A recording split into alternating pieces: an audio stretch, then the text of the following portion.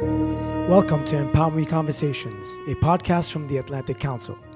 This show brings you leaders from business and government shaping the future of Middle East economies. I'm your host, Amjad Ahmad, chairman of the empowerME initiative. Let's get started. Jordan is determined to make its mark in the business landscape of the Middle East and strives to become a regional hub for technology. Jordan and its citizens across the region have been an integral part of the technological growth given its talented and educated population. It is home to one of the first success stories in technology and entrepreneurship, the acquisition of Maktub by Yahoo in 2009, which was also the catalyst for the growth and success of Souk.com, acquired by Amazon in 2017. Yet the country faces economic challenges that require more investment to spur job creation and reduce the rate of unemployment, especially among youth and women. Developing a more dynamic and entrepreneurial economy is key to Jordan's success, and reforms will be necessary to ignite the private sector. I am delighted to have with me today His Excellency Ahmad Al-Hanandeh, Jordan's Minister of Digital Economy and Entrepreneurship, to discuss these issues and more. He was formerly CFO and then CEO of Zain Jordan, and before that, he served as country manager for Airmax Group. Welcome, Your Excellency. Thank you very much, Amjad. It's a pleasure having you. I'm also joined today by special guest co-host, Beyond Capital Managing Director, Tamer Al-Salah. Tamer has led Beyond Capital since 2017 and previously worked for EBRD and Endeavor. Welcome, Tamer. Thanks for having me. Your Excellency, when we last spoke at the Empower Middle East event, you explained that Jordan's transition to a more open economy, as well as a digital transformation, have been accelerated by the pandemic. Since then, new challenges have emerged, such as the crisis in Ukraine, rising inflation, market volatility, and the global slowdown, which could possibly turn into a recession.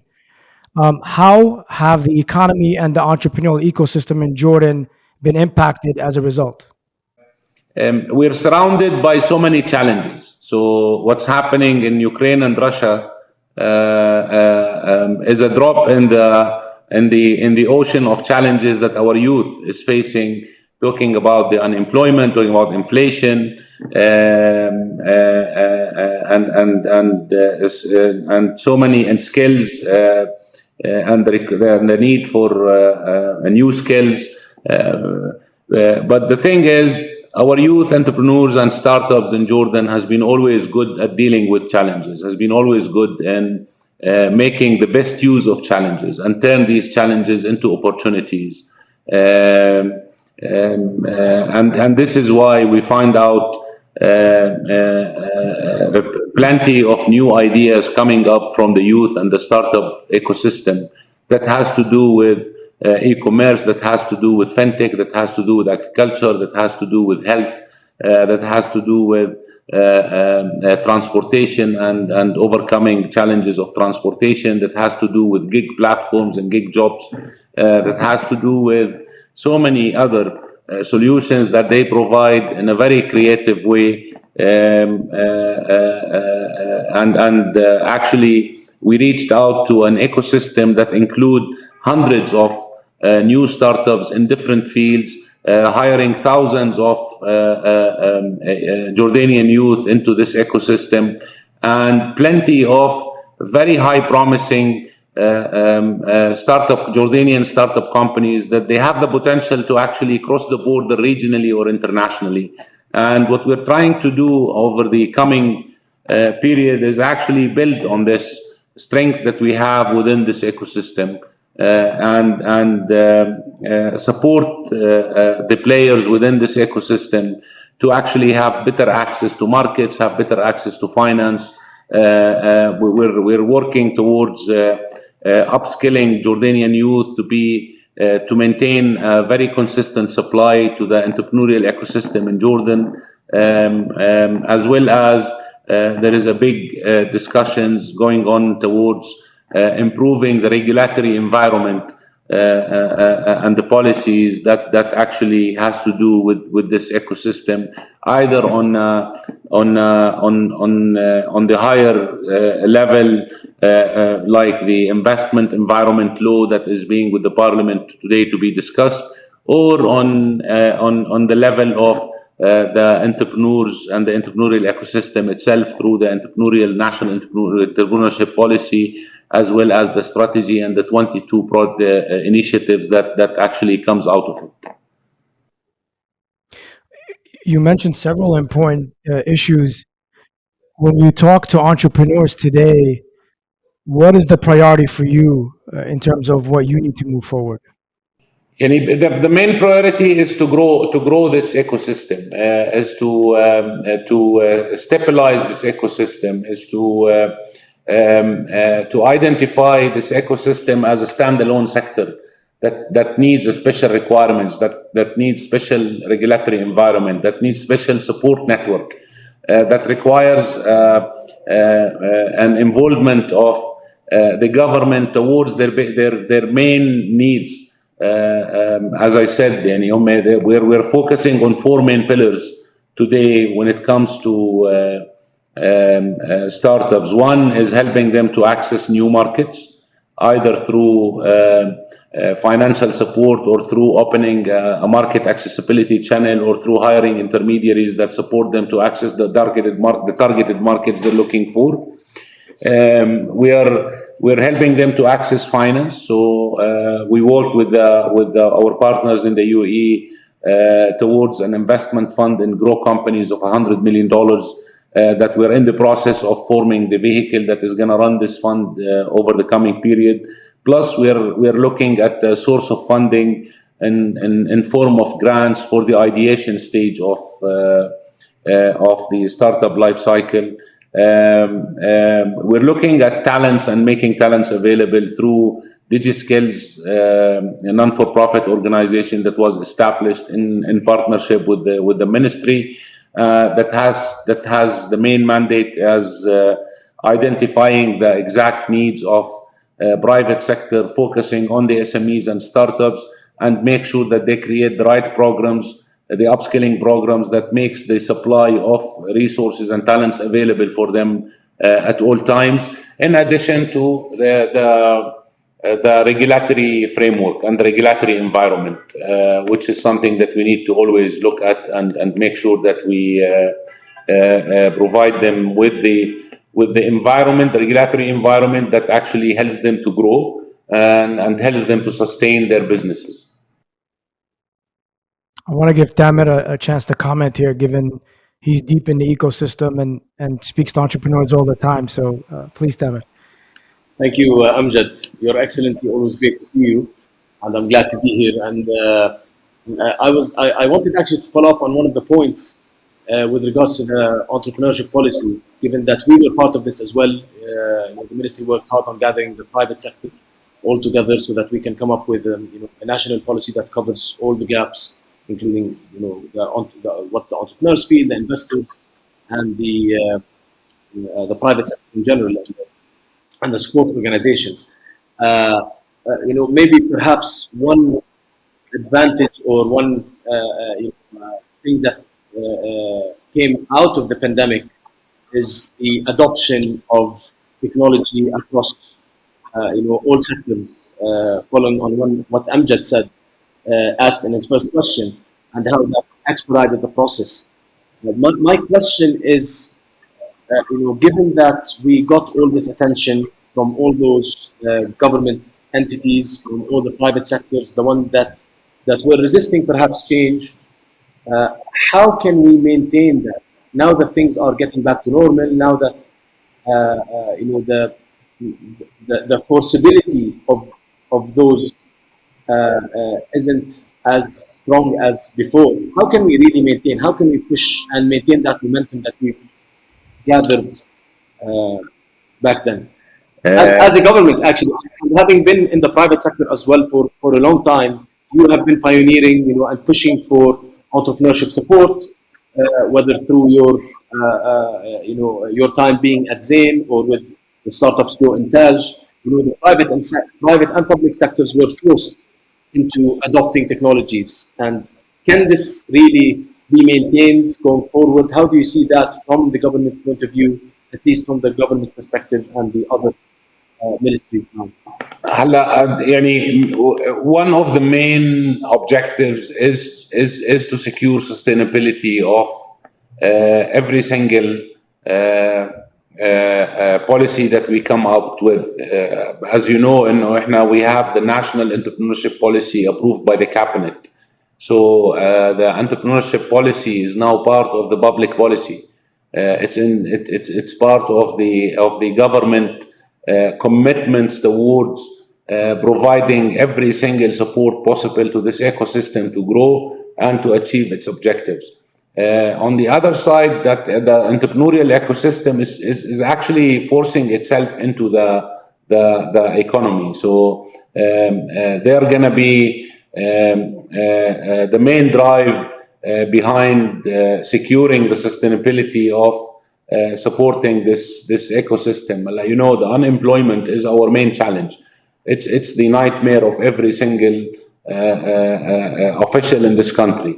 The entrepreneurial ecosystem is being able to provide, to be very flexible and agile in providing jobs at the very tough times. During COVID, when things were going bad all over the place, the entrepreneurial ecosystem grew. The entrepreneurial ecosystem created new jobs. The entrepreneurial ecosystem created new companies. The entrepreneurial ecosystem contributed heavily to the efforts of facing the consequences of the pandemic.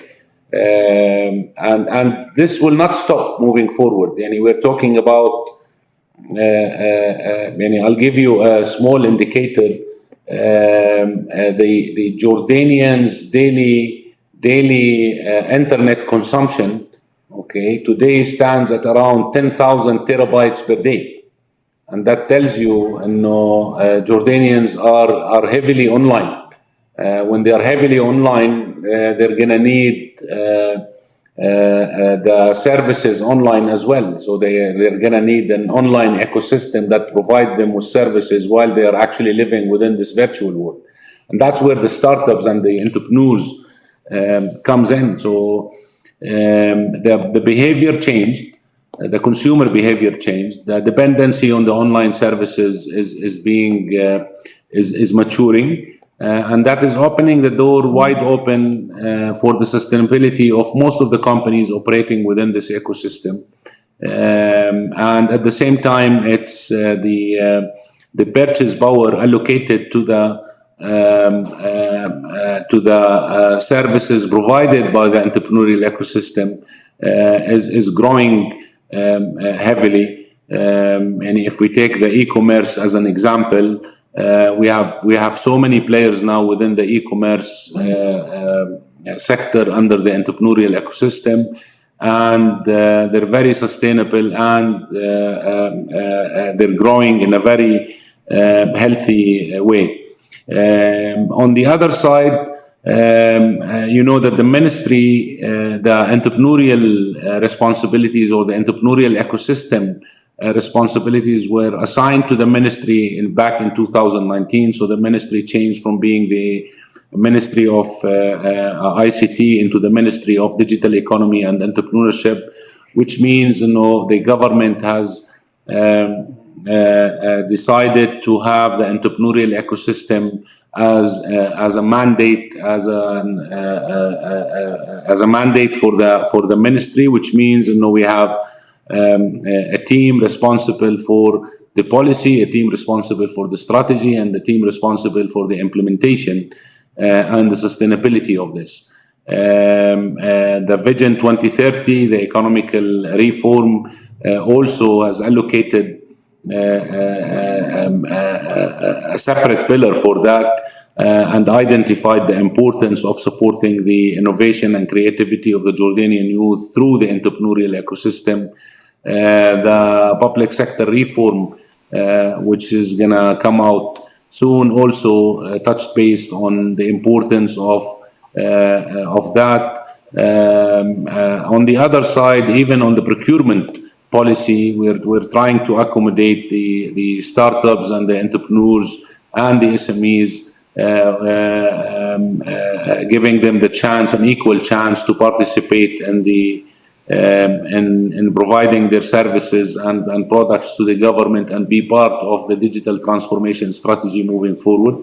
At the same time, by the time digital transformation efforts and plan and strategy is completed, that by itself will open the door wide open for most of the stakeholders within the entrepreneurial ecosystem to benefit from this transformation, because this transformation brings in opportunities actually.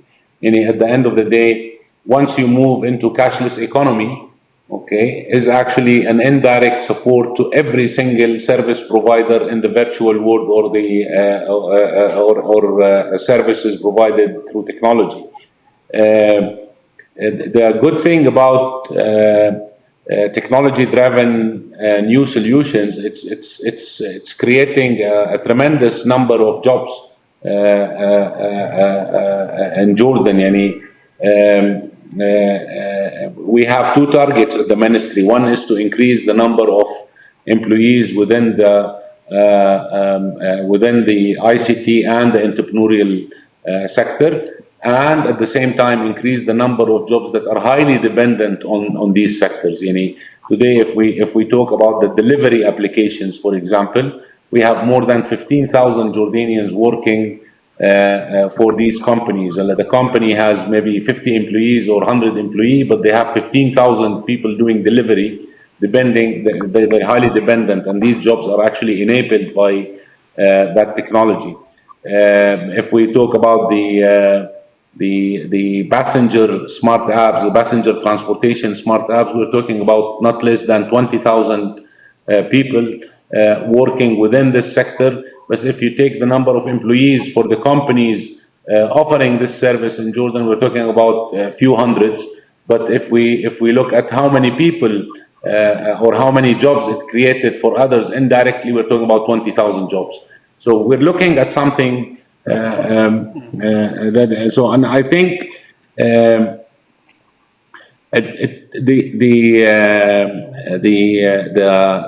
sustainability, or your question about how can we secure sustainability, it's a shared responsibility as a fast answer, and sustainability comes with the excellent results that they're achieving today on the ground. They attracted the attention. This is a sector that is a self-made ecosystem of His Majesty, and over the last 15 or over the last even 20 years, they have been growing on their own with a single support from His Majesty directly. And the government jumped into the scene because they have seen the excellent results of this ecosystem. So and I think I'm not worried about the sustainability of the government support to the ecosystem. I'm not worried about the growth rates of the ecosystem moving forward. I'm not worried of how much this ecosystem is going to contribute to the economical growth of the country and to the job creations of the country and to the stability, social and even political stability of the country. What is the role of the private sector here, the bigger companies? We know that the government is an enabler, and there should be a contribution by the private sector. How do you see that contribution looking like, so that this policy can really be impactful as we want it to be? The private sector is a main partner into this, Tamer. One of the main targets of the policy is to encourage private sector to get involved into the entrepreneurial ecosystem. They are a main enabler, either as main customers, or either as main financial supporters, or either as the alliance and the strategic partner of the government, as well as the startups, and moving forward. And I know the involvement of private sector is getting more and more. Maybe 5 years ago, we only had a couple of private sector organizations who are involved in the entrepreneurial ecosystem, trying to support the entrepreneurial ecosystem. Today, we're talking about tens of private sector, big organizations who are actually heavily involved into the entrepreneurial ecosystem. Most of the sectors and most of the companies and private sector companies are going through digital transformation. They're themselves trying to activate the digital transformation pillar within their organizations, and they cannot do that without a real partnership with the startup and entrepreneurial ecosystem, because that's where the solution comes from. That's where they can get the solution. Because at the end of the day, this is not something that is digital transformation is not something that is within the DNA of the corporates. So the only way for them to bring it into their DNA is to actually have a third party, a neutral party or a new party to come and actually encourage that innovation culture within the corporate. So at the end of the day, as well, most of the private sector corporates are trying to actually create their digital identity. They're trying to strengthen their presence within that virtual world. And that virtual world is evolving very fast, and they have to be, and it's a speed now, and the speed is so important. And that actually puts a lot of pressure on the private sector to get engaged with the kitchen where the ideas come from and the solutions come from. I'm a strong believer that there is no place where you can accelerate and enhance your digital transformation and digital presence, but to actually get engaged with the entrepreneurial ecosystem and the companies who are on the ideas available within the entrepreneurial ecosystem. Basically, government, private sector, international organizations, they're all part of the formula. It's a collective effort. It's not a one a party main responsibility. Responsibility is across the line for everybody.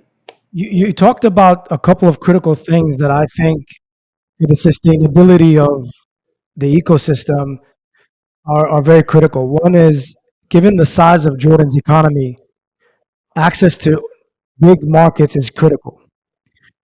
So what are the markets that you are particularly keen on opening up? And can you talk about some initiatives that have to do with those markets, particularly regional markets that you're trying to unlock? Yeah, actually, we did the targeted markets were identified by the startups themselves and by the companies within the SME and entrepreneurial sector. And right now, as phase one, we are focusing on US, UK, Iraq, Saudi, and of course the UAE. As phase one, and then we'll start opening up to more markets moving forward. We're assigning a partner with the ministry to actually identify the main international and regional activities that requires us to be there and participating in these events and activities, either it's conferences, seminars, fairs, or whatever it is. And we're gonna come up with a whole year roadmap actually of how we are gonna do that. And to complete the cycle, we have so what I said, we'll have a strategic partner to actually work with us towards a complete roadmap of how can we one, create the Jordan entrepreneurial and digital identity and branding. Second, help us in securing our presence in all strategic events and activities that happens regionally and internationally. And this will also be completed with the initiative of Jordan Source, or the program of Jordan Source that we're making, and that is something that we promote Jordan actually. The initiatives that you were discussing were very much about national barriers and marketing Jordan. What about bilateral agreements between you and Saudi, you and UAE? We hear a lot about regional integration. Is it happening? Are barriers coming down, or are people working on reducing barriers? The bilateral agreements at the level of governments, there are talks and initiatives here and there are some MOUs and letter of intents signed here and there. But at the end of the day, as I said at the beginning, in these markets, we're looking towards utilizing services of intermediaries, actually, who can support Jordanian companies accessing these markets. The intermediaries can be government. For example, in Iraq, we're actually depending on the support and help of the Ministry of Telecommunication in Iraq, where the minister assigned someone actually to support the Jordanian companies accessing the Iraqi market, and at the same time, we'll seek also the services of other institutions, either in private sector or in semi-government sector. Right. And in terms of the access to finance, what you'd like to see over time, of course, is that a lot of private, independent investors coming in. How do you see that evolving? Over the last few years, we managed to actually achieve an excellent progress with ISSF being established. That helped us actually to attract the presence of around 12 VCs who are actually having their own presence in Jordan. Most probably 4 or 5 years ago, or even 4 years ago, there were no more than 3 of them in Jordan. So the more you invest into your ecosystem, the more you attract other investors to come and invest in your own ecosystem. And this is why we discussed the creation of the new investment fund, which will come as a continuation of the ISSF efforts, actually, to cover a stage of the life cycle of a startup where they need a different investment fund. And of course, once you invest on those startups, that brings in more investors to come and to invest with you into the same companies. On the ideation side, we identified, there is most of the investors who comes in, and they're actually moving away from investing at the ideation stage, and they prefer to invest at the grow level. And that's why we need to find actually an alternative to support the people at the ideation stage, where the success ratio is not that high, but at the end of the day, without a rich and a diversified and the growing companies within the ideation phase, will end up not having companies in the grow level, in the growth stage. So that part we're trying to play through again partnerships with different strategic partners and friends of Jordan. We achieved progress. We're securing, not yet confirmed finally, but most probably it will be announced soon. There will be fund for the ideation stage. We got the initial approval for that, but it's now going through the process of agreements and final negotiations. Excellent. And when it comes to this ideation stage, today, they're primarily being funded by government programs, or are you seeing seed investors in the market? I think it's a majority of it is being funded by private sector, international organizations, as well as seed investors. But the seed investors, يعني the contribution of the seed investor is not as big as we're looking for. So we're hoping, and once we jump into this phase and we put in money into this phase, I think Tamer can help me out. When we were doing the national entrepreneurship policy, there was one of the programs was actually towards encouraging private sector to be the seed investor through incentive plan from the government. So would you say that you need to attract more incubators and accelerators to Jordan? If that's directed to me, yes, I think so. I mean, we have 2 active accelerators that are investing today. Perhaps some smaller accelerators here and there, but and the rest are grant prize money that is going to startups to push them a little bit. To comment on what Tamer said, we do have the number of incubators and accelerators in Jordan grow nicely over the last few years. I think we have over 40 incubators and some 11 accelerators. The thing is, we need a new concept. The ministry is going to do 3 tech hubs in 3 regions, north, central, and south, and those tech hubs are going to be incubator plus.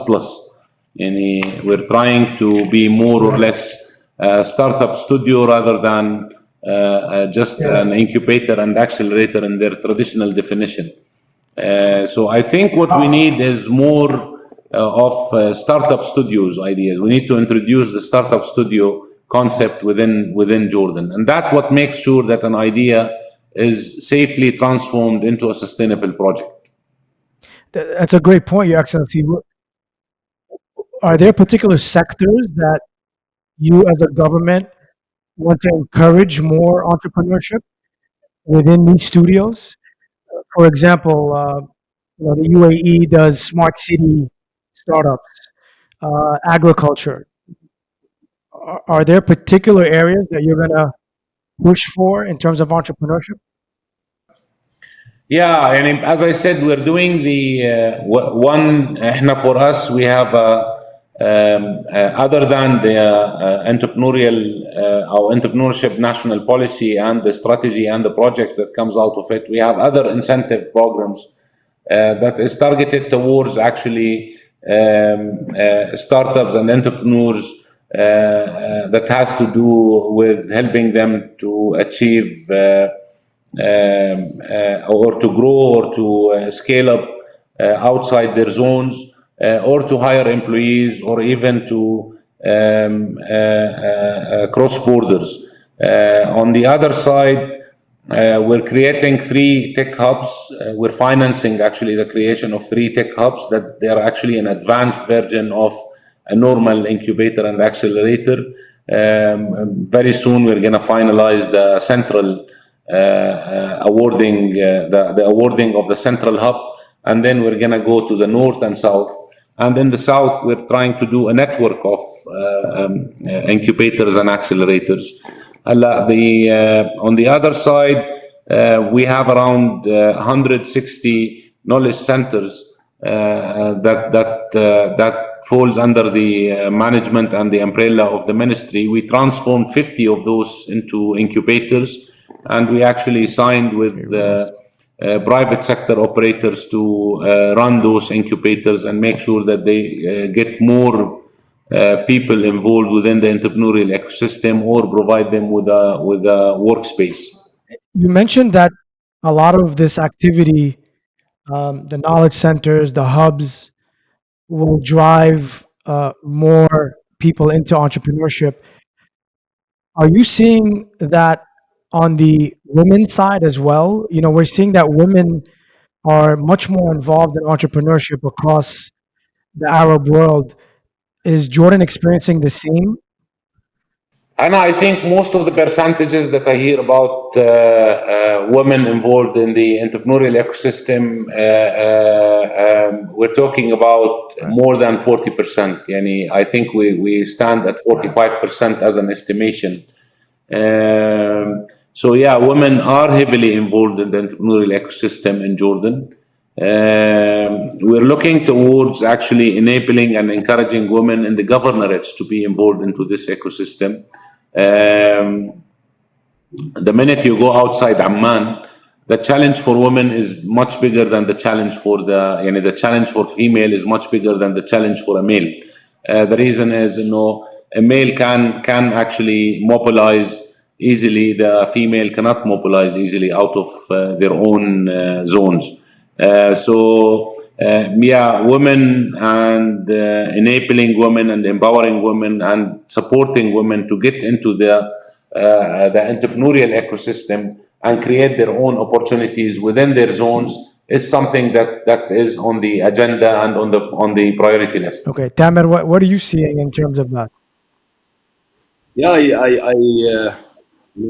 I think that women involvement is definitely, using technology is, becomes easier, especially in governance, as you mentioned. I mean, everything is online today. You don't have to really go out of your way to go to a job that is a few hours away, nor is it that big of a problem to be flexible out of work from home or anywhere in the world for that matter. And I think to increase that even a little bit more than that. That's on the employment side. I'm not sure about the numbers from the entrepreneurial side. How many of them are entrepreneurs that are running scalable companies? But as you know, globally, the amount of capital deployed into women-led startups is way less than that of Yes. men. Due to, I guess, the consensus around that is due to the fact that the investors are men. And that's what we're trying to actually do at Beyond Capital, through supporting angel investors that are women, training them, trying to support women-led funds, which we hope to trickle down to having more female engagement within the ecosystem. Yeah, we definitely need more women VCs, that's for sure. I think globally, not just in the Middle East. Your Excellency, my last question is: what does success look like for you in 5 years? What are the KPIs that you would like to see in this ecosystem 5 years from today? I think, if I'm not mistaken, in our strategy, we already set a certain number of KPIs that has to do with the sector contribution to the economical growth or contribution to the GDP of the country, the sector contribution to jobs and the growth of jobs in Jordan, as well as the number of successful Jordanian startups going towards regional and global presence. Not to forget that we need always Jordan to be on the map for a hosting destination for innovation, for creativity. At the end of the day, I said it before, the entrepreneurial life cycle, there is no country that runs the full cycle. We complement each other. So the part we're good at in Jordan is the start point. It's where creativity and innovation is highly needed. But the minute when no market is needed, or when an investment capabilities are needed, then what happens? They have to cross border and they have to go to other markets. So on a personal level, it has been always my dream. The entrepreneurial ecosystem and the innovation ecosystem becomes regional, not local. I have been always looking at in this sector, and we remove borders in this sector in specific. Let's be a one entrepreneurial ecosystem in this region. We can do miracles if we join efforts. That's a great point, and I want to wish you all the best on all your efforts and the great work that's been done so far, and best of luck on all the initiatives. Thank you for joining us, and thank you, Tamer, for joining us. I'd also like to thank UPS for being our sponsor for Empower Middle East Conversations. Thank you all for joining us. Thanks for listening. If you like what you heard, please subscribe to empowerME Conversations and rate and review us wherever you get your podcasts. For updates on our work, follow us on LinkedIn and at AC Mideast on Twitter, or visit AtlanticCouncil.org.